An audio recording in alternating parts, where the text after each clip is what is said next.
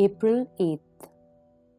He poured out his life unto death, and was numbered with the transgressors. For he bore the sin of many, and made intercession for the transgressors.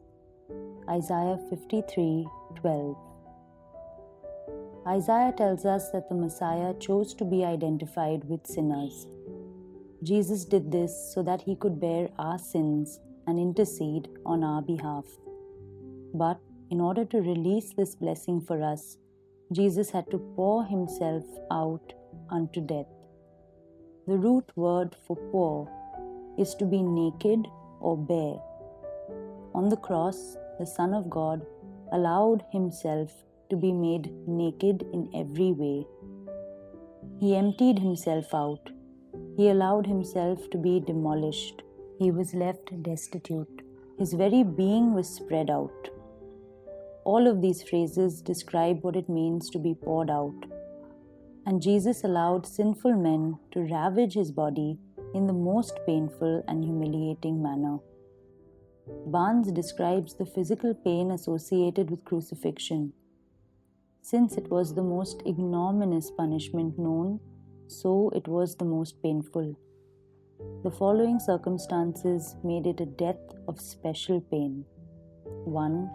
The position of the arms and the body was unnatural, the arms being extended back and almost immovable. The least motion gave violent pain in the hands and feet, and in the back, which was lacerated with stripes. 2. The nails being driven through the parts of the hands and feet, which abound with nerves, created the most exquisite anguish.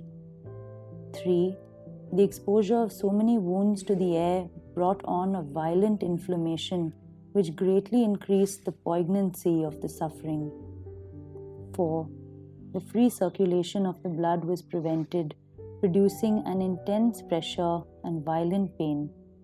The consequence was that there was a great increase of blood in the veins of the head, producing an intense pressure and violent pain.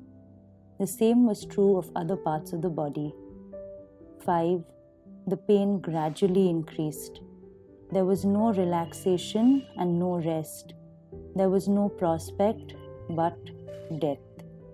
On the cross, the Creator of the world made himself totally vulnerable and endured unimaginable suffering for sinners like you and me.